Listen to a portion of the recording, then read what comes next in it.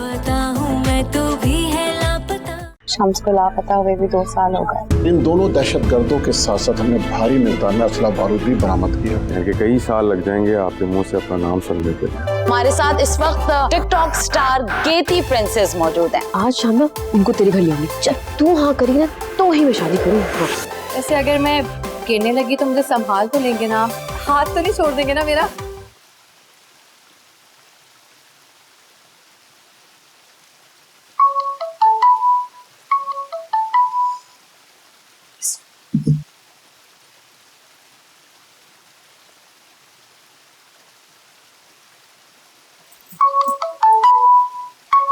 इस वक्त ऑफिस से फोन आ रहा है, कोई काम ही होगा। सुहेल, ऑफिस से फोन आ रहा है। क्या कह रही हो? आपके ऑफिस से फोन आ रहा है, पता नहीं इस टाइम फोन क्यों आ रहा है ऑफिस से।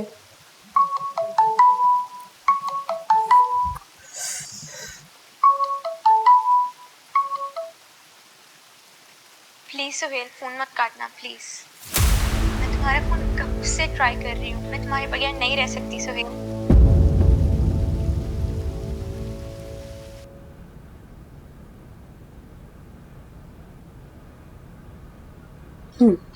जी पता है ना, मैं मायूं बैठी हूँ, कल हमारी मेहंदी है, एक दिन सब्र नहीं हो रहा। हाय, सब्र ही तो नहीं होता। इससे तो अच्छा था किसी मस्जिद में जाकर निकाह पढ़ा लेते।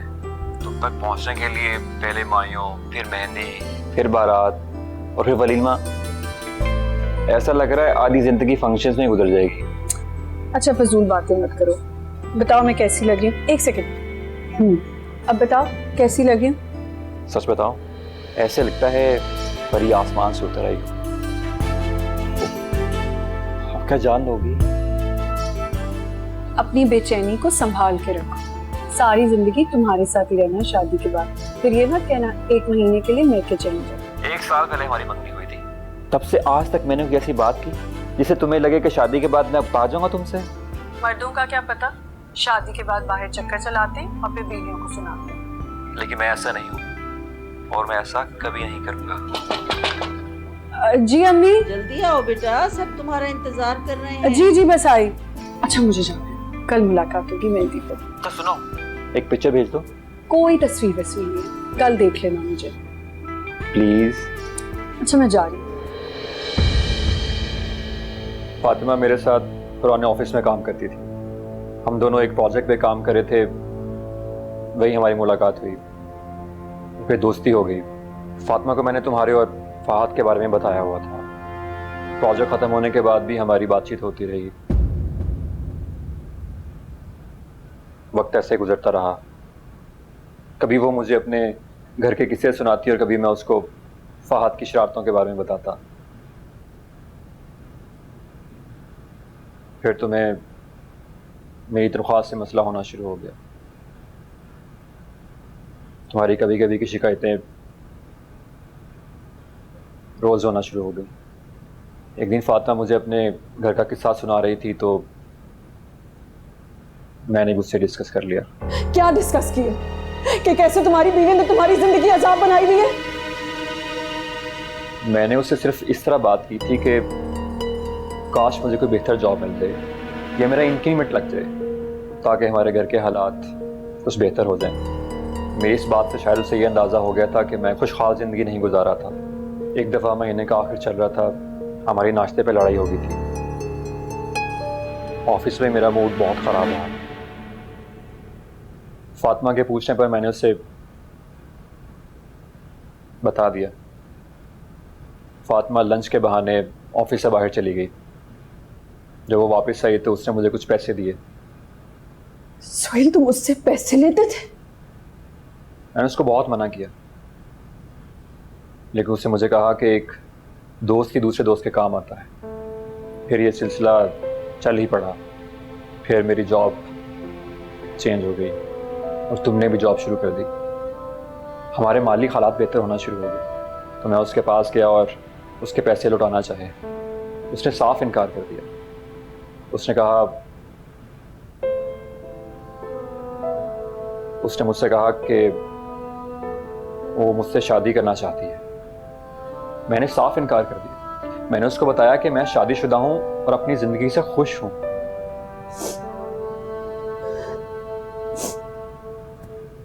अब क्या चाहती है वो?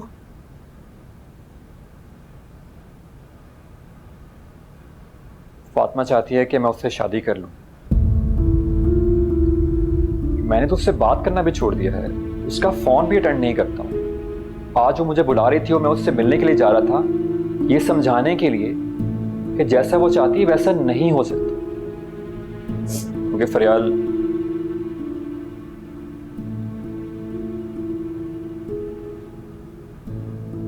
मैं सिर्फ तुमसे मोहब्बत करता हूं फरियाल। तुमने अभी भी उसके कोई पैसे देने?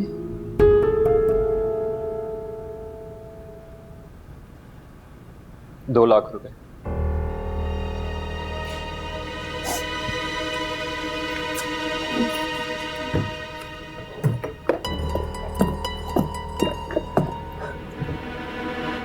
ये रहे 30,000 रुपए और ये जेवर, पूरे हो जाएंगे पैसे। ये मुसीबत मैंने शुरू की थी ना, मैं ही इसे खत्म करूंगी। कल जाना और उसके मुंह पे मार के आना ये पैसे। और जो किस्सा तुमने मुझे सुनाया ना सोहेल, अगर एक लफ्ज भी झूठ हो तो मैं फहद को लेके हमेशा के लिए इस घर से चली जाऊंगी। समझ आई तुम्हें?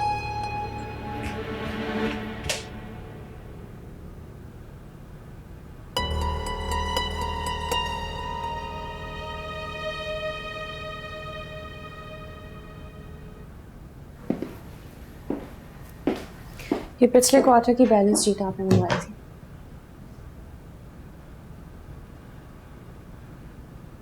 बैठिए। वैसे आप ये अकाउंट से भी मंगवा सकते थे ना? जानता हूं,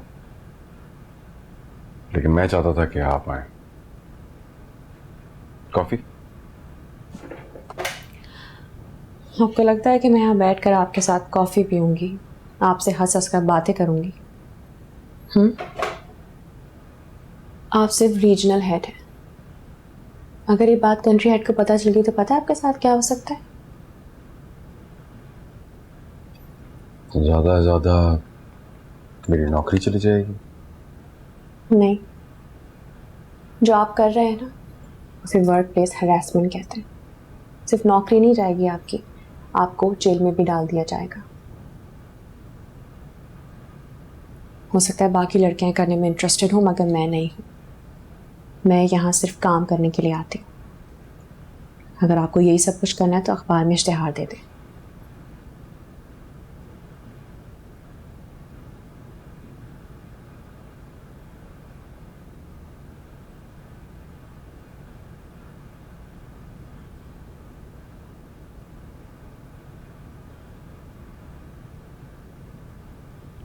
हेलो, दानियाल बोल रहा हूँ। आज टेबल फॉर 2 लंच के लिए बुक कराई हुई थी। हाँ जी, काइंडली कैंसिल कर दीजिएगा। Thank you.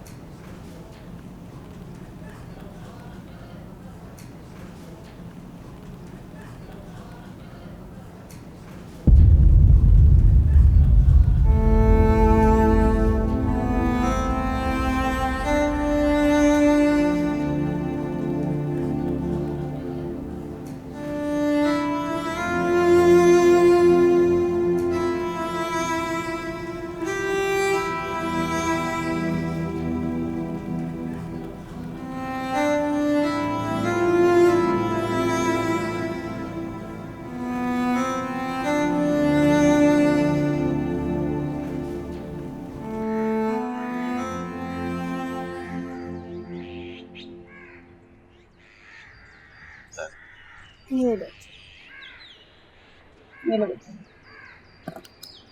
बिस्मिल्लाहिर्रहमानिर्रहीम।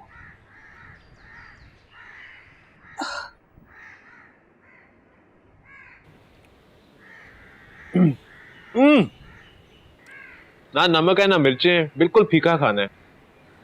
जेल में भी ऐसा खाना नहीं मिलता होगा। कुछ और नहीं बना हुआ? बाहर के खाने खा खा कर तुम चटोरे हो गए हो। घर में जो पका है जैसा पका है तुम्हें खाना पड़ेगा। नखरे तो बावर्ची रख लो। यार मैंने ही कहा था मसाला कम रखने के लिए, और रात भर एसिडिटी होती रही है मुझे।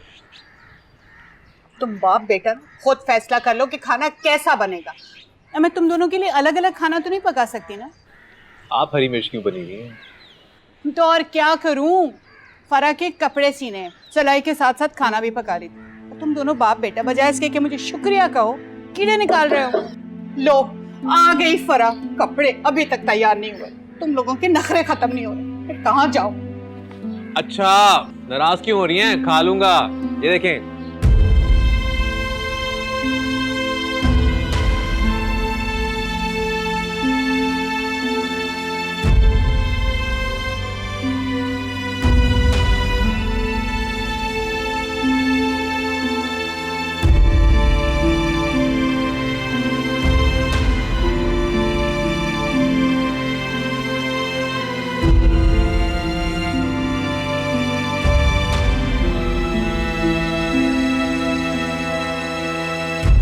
जाना क्यों है तुझे बाजार? मेरी शादी की शॉपिंग के लिए। क्या फरहान ने शादी के लिए हाँ कर दी? अरे नहीं यार, लेकिन हाँ कर देंगे, आखिर में इतनी अच्छी जो हूँ। हाँ लेकिन तू लेगी क्या वहाँ जाके? मैं सोची 2 फैंसी जोड़े ले लूँ, शादी के बाद काम आएंगे, और उनके साथ मैचिंग की सैंडल। क्या ख्याल है तेरा? मर्जी है तेरी, लेकिन बताऊँ क्या, मुझे लगता है तू अभी भी जल्दी कर रही है। हाँ अम्मी भी यही कहती हैं, लेकिन जैसे तू अपनी शादी की थोड़ी बहुत शॉपिंग करती रहती है ना, मैं भी सोची मैं भी शुरू कर दूँ। हाँ लेकिन मेरी बात कुछ और है ना। अब देख, मेरे घर में खाली मैं हूँ, मेरी माँ। तेरे घर में माशाल्लाह तेरे 3 भाई हैं, बाप है, इतने लोग हैं हाथ बटाने के लिए। हाँ ये भी ठीक है, तो फिर क्या कहती तू, नहीं खरीदूँ कुछ? मेरा तो यही ख्याल है। वैसे भी कौन सा कल तेरी शादी हो रही है, और फरहान की रजामंदी तो पूछ ले पहले। एक काम करते हैं, क्या? चल के ना फरहान के अच्छा सा तोहफा लेते हैं, तोहफा देखते साथ ही हाँ कर देंगे। हाँ चले, चल खा फिर चलते हैं। चल सही है।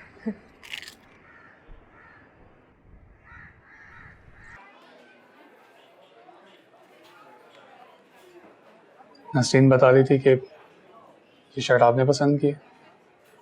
जी मैंने ही पसंद की है, मुझे लगा कि ये रंग आप पर बहुत अच्छा लगेगा, क्योंकि ये रंग मुझ पर भी बहुत अच्छा लगता है। फिर तो आपकी नजर की दाद देनी पड़ेगी। नजर तो मैंने अपनी कहीं और भी जमाई हुई है। वैसे अगर आपने इरादा कर ही लिया तो आपको कौन रोक सकता है?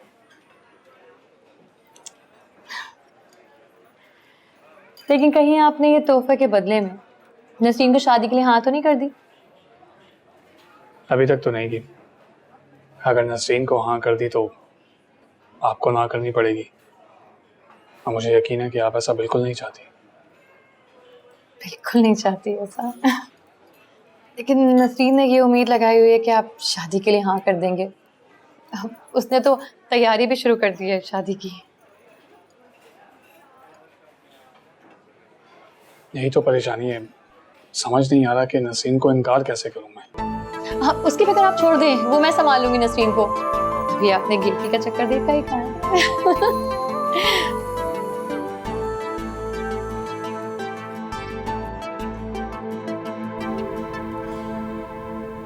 कैसा महसूस कर रही है? ऐसा लगता है मैं जिंदगी और मौत के दरमियान का वक्त काट रही हूँ। कभी लगता है जिंदगी के बहुत करीब आ गई, और कभी लगता है जिंदगी से बहुत दूर चली गई। मैंने जो आपको दवाइयाँ दी थी आपने ली क्या? 2 साल से दवाइयां खा रही हूँ, तंग आ गई। अब नहीं जी चाहता दवाई खाने, खाई आती है। मैं कुछ दवाइयाँ बदल रही हूँ, उम्मीद है इससे बेहतरी आएगी, मगर इनका ध्यान बांटने की कोशिश कीजिए। तो बहुत कोशिश करते हैं डॉक्टर साहब, लेकिन अब तो नौबत यहाँ तक पहुँच गई है कि सवालों के जवाब भी नहीं देते। सारा सारा दिन दरवाजे या खिड़की के साथ खड़ी इंतज़ार करती रहती हैं। अक्सर सोती भी नहीं है रात में, परेशानी के आलम में इधर उधर घूमती रहती हैं। इन पर ख़ास नज़र रखें। इस किस्म के मरीज़ अपने आप को नुकसान पहुंचाने की कोशिश कर सकते हैं। अगर बहुत ज़रूरी हुआ तो आप मुझे इस नंबर पे कॉल कर सकते हैं।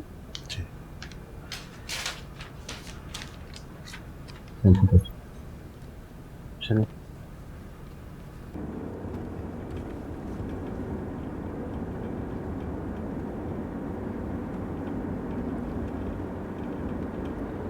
पता नहीं किसी की नजर लगी है या किस्मत की तरफ से हमारी आजमाइश है।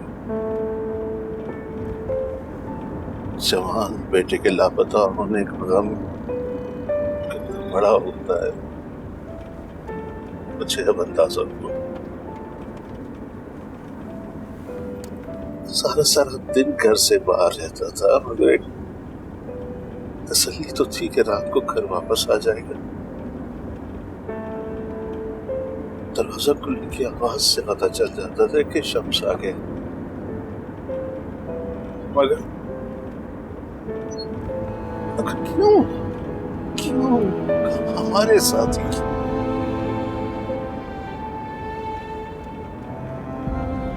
जब अल्लाह ने हमें सेहतमंद बेटा दिया, जिसने हमारा हर हुक्म माना, हमारा अदब किया, हमारा ख्याल किया, तब हमने क्यों नहीं सोचा हमारे साथ ही क्यों?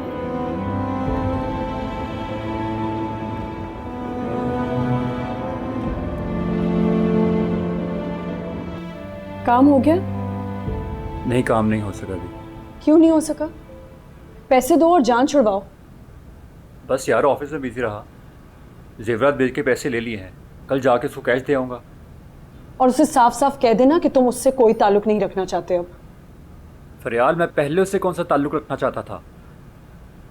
जब से उसने अपना असल इरादा जाहिर किया था, मैं तो उससे दूर ही रहता था यार। मैं सिर्फ कह रही हूँ, पता चले कल को मैडम दोबारा फ़ोन करना शुरू कर दे तो तुम उसके आंसू देख के बहक जाओ। मुझे लगता है तुम्हें मुझ पर भरोसा ही नहीं है। तुम्हें तो यही शक है कहीं सारे पैसे लेकर भाग न जाऊं उसके साथ। इसमें नाराज होने की कोई बात नहीं है। कोई भी बीवी इतना शक कर सकती है अपने मियाँ पे, जो उसे एक दिन आके बताए कि कोई लड़की उसके पीछे हाथ धो के पड़ गई है, लेकिन मियाँ ने तो जवाब में उसे घास भी नहीं डाली। अगर मैं उससे निकाह कर लेता तो तुम्हें कैसे पता चलता? और अगर ये मैं कहानी अपने मुंह से खुद बता रहा हूँ तो मैं ही कसूरवार हूँ। हाँ, हो कसूरवार। अगर तुम अपनी महबूबा के टुकड़ों पे ना पल रहे होते तो ये नौबत ही ना आती।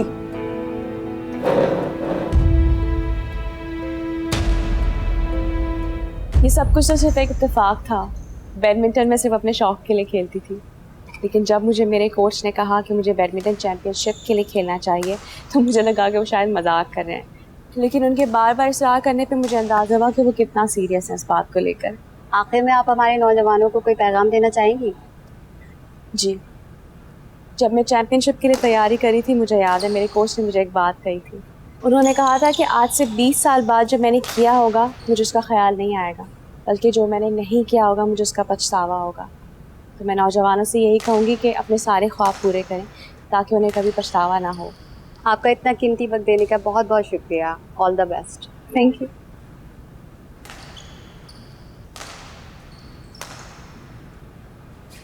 घर गई थी तो पता चला तुम यहाँ हो, सोचा यहीं आके बात कर लेती हूँ। ऐसी भी क्या ज़रूरी बात थी? बात तो कुछ ख़ास नहीं है। अच्छा, तुमने उस बारे में सोचा जो मैंने तुमसे कहा था? नहीं, और ना मैं इस बारे में कुछ सोचना चाहती हूँ। फलक, मुझे लग रहा है कि सुहेल का किसी लड़की से चक्कर है। क्या?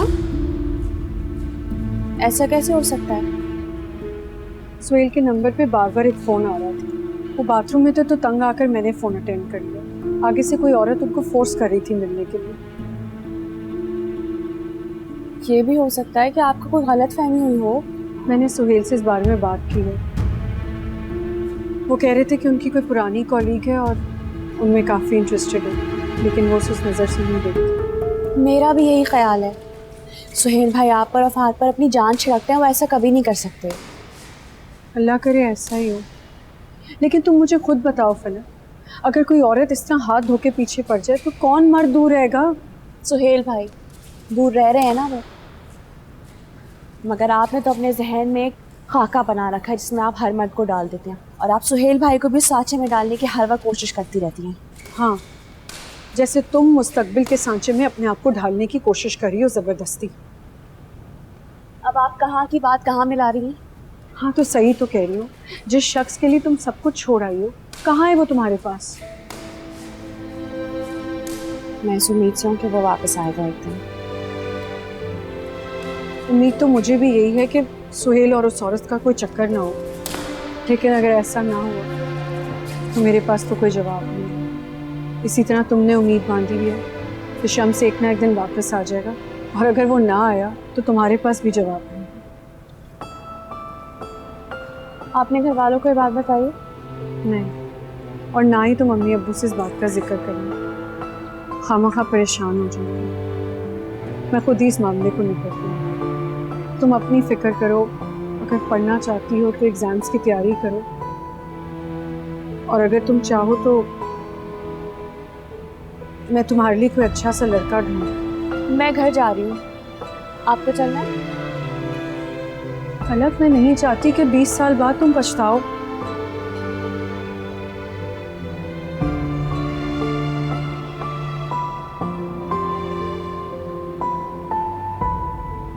पिछले महीने करमदीन आया था जमीनों का हिसाब लेकर। मामला काफी खराब हो चुका है, मुझे गांव जाना होगा। खबरदार, मसले छोटे हो या बड़े, तुम गांव नहीं जाओगे। करमदीन है ना, उससे को सारे मसलों को सॉल्व करे। दानियल मत भूलो, सरदार का छोटा भाई वहां पर मौजूद है जो उससे भी 2 हाथ आगे है। करमदीन के बस की बात होती तो मामला कब का हल हो चुका होता। वो हमारी इतनी जरखेज जमीन पर कब्जा करके बैठा हुआ है। देखो, तुम पहले भी लालच का नतीजा भुगत चुके हो ना। तुम पाकिस्तान में क्या कर रहे हो मुझे तो अभी तक ये समझ नहीं आ रहा। यहाँ आ जाओ यूएस में।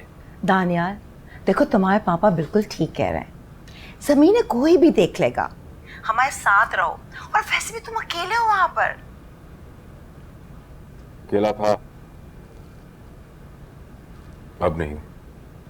क्या मतलब? मतलब ये कि मैंने आप लोगों के लिए बहू तलाश कर ली। कौन है वो? फलक नाम है उसका। अभी रिसेंटली उसने बैडमिंटन टूर्नामेंट भी जीता है। अच्छा, वो। हाँ, मैंने पढ़ा था उसके बारे में, लेकिन वो तुम्हें कहाँ मिल गई? मेरे ऑफिस में काम करती है। कैसी है वो? बहुत खूबसूरत है वो, और बहुत खूबसूरत भी है। आप जब मिलेंगी तो उससे बहुत खुश होंगी। तुमने बात की उससे? नहीं, वहां अभी तक नहीं, बस सही वक्त का इंतजार कर रहा हूं।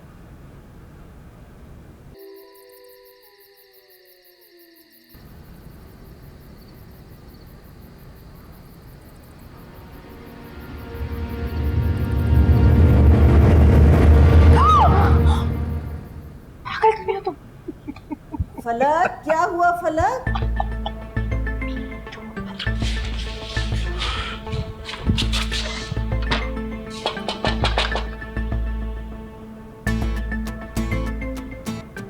क्या हो गया बेटा? वो छुपकली आ गई थी मेरे कमरे में। ओहो, इतनी जोर से चीख मारी तुमने, मैं डर गई। ऐसे लगा जैसे कोई चोर डाकू घुस आया। नहीं। अच्छा, मैं दूध ला रही हूँ, दूध पी के सोना। ठीक है जी।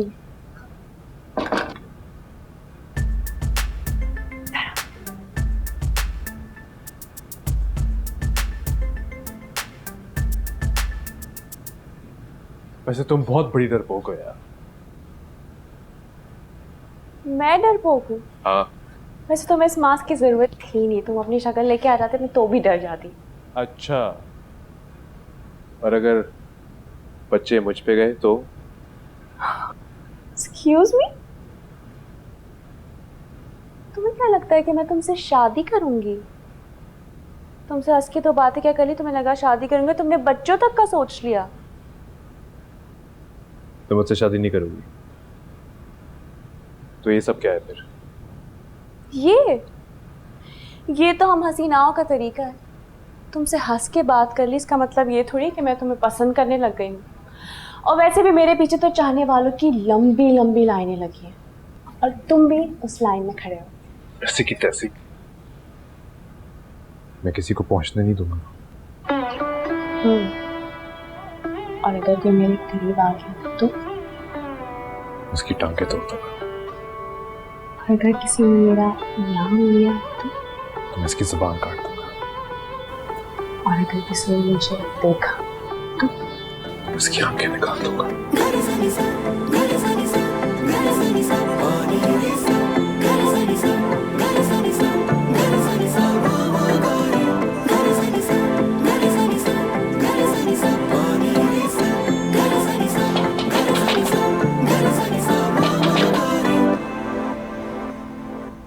आ जाए, दरवाजा खुला है।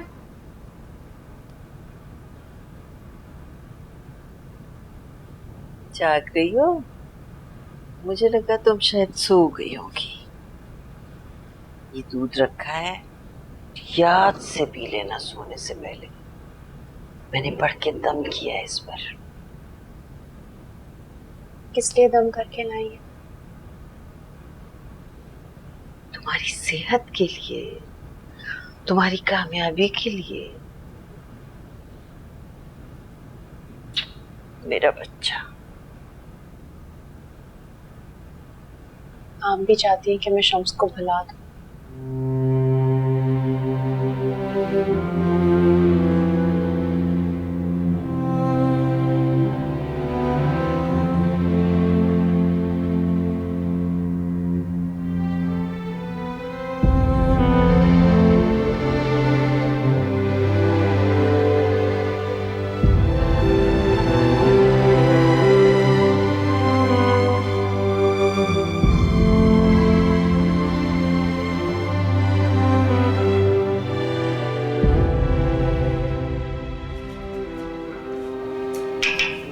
जल्दी से खड़े हो जाओ, साहब आ रहे हैं।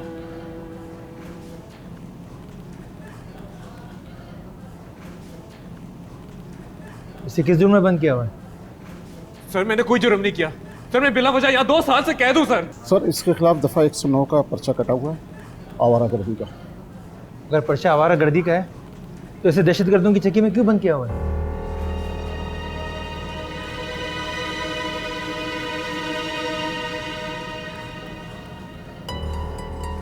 अदालत ने 4 दिन की रिमांड पर भेजा था और उसके बाद 2 साल तक इसकी पेशी नहीं हुई।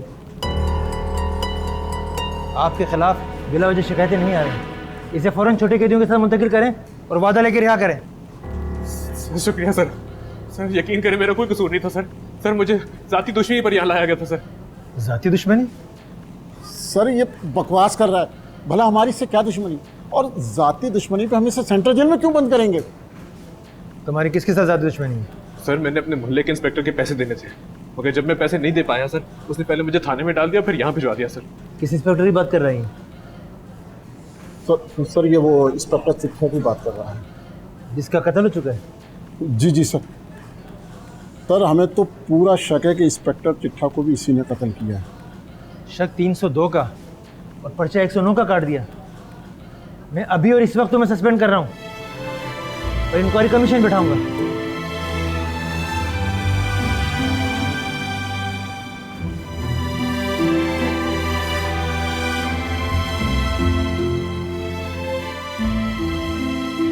कहती तुम्हें पता है, जब मैं छोटा था तो मेरे वालिदैन का इंतकाल हो गया था। हाँ मैं उनका इकलौता ही था। उन्होंने मुझे बहुत नाज़ों से पाला था, लेकिन वालिदैन के इंतकाल के बाद खाला ने मुझे अपने साथ रख लिया था अपने घर में। अगर उनके पहले से ही 7 बच्चे थे। पहले उनको खाना मिलता था, और फिर मेरी बारी आती थी। पहले उनके ईद के कपड़े बनते थे, पहले उनकी तालीम के बारे में सोचा जाता था, फिर मेरे बारे में। लेकिन सिर्फ एक वजह थी जिसकी वजह से खाला ने मुझे अपने साथ रखा हुआ था, और वो थी जायदाद। मेरी छोटी उम्र होने की वजह से मुझे मेरे अब्बू की जायदाद नहीं मिल सकती थी, इसलिए 18 साल होने का वेट कर रहे थे वो लोग। और इसी वेट में मेरी खाला भी थी, ताकि उस जायदाद में से कुछ हिस्सा उनको भी मिल सके। लेकिन उस घर में ना फकीरों की तरह रहने से बेहतर था कि मैं भाग जाऊं वहां से कहीं। इसलिए जब मैं 16-17 साल का हुआ ना, तो मैं वाकई भाग गया वहां से।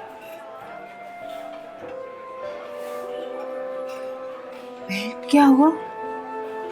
फिर क्या, दर बदर भटकता रहा, जगह जगह की खाक जाने।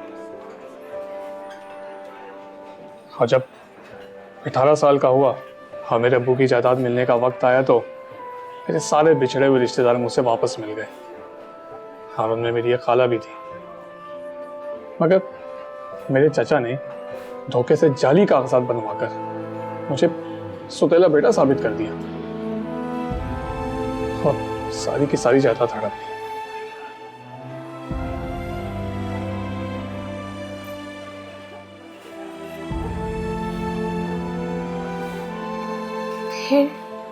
फिर क्या था, मेहनत मजदूरी करके पैसे जमा किए मैंने, और इससे पहले कि मुझ फकीर से कोई और रिश्तेदार पैसे मांगने के लिए आता, मैं दुबई भाग गया और अपने आप से एक वादा किया कि इतना अमीर आदमी बनूंगा कि अपने चाचा को भी खरीद लूंगा। बस उसी दिन का इंतजार है मुझे।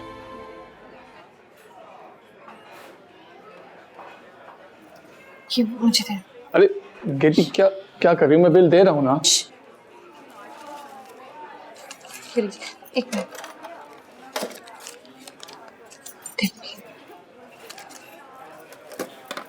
आप सिर्फ ये सोचिए कि आपने अपने रिश्तेदारों से बदला कैसे लेना है। ये सब कुछ मुझ पर छोड़ दीजिए। गेटी, मुझे समझ नहीं आ रहा कि मैं तुम्हारा शुक्रिया कैसे अदा करूं।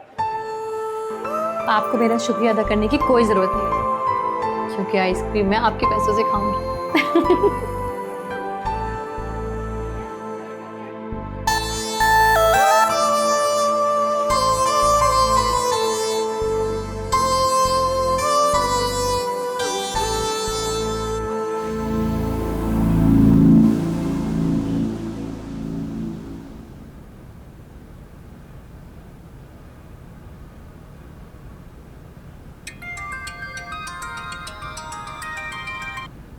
कहाँ हो सुहेल? किधर रह गए हो? इतनी देर हो गई है।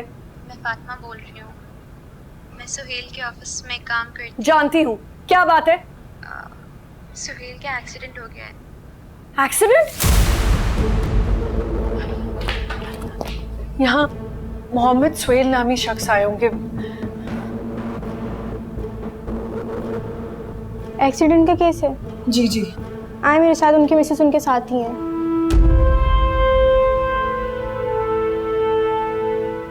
मिसेस सुहेल, ये आपसे मिलने आई हैं।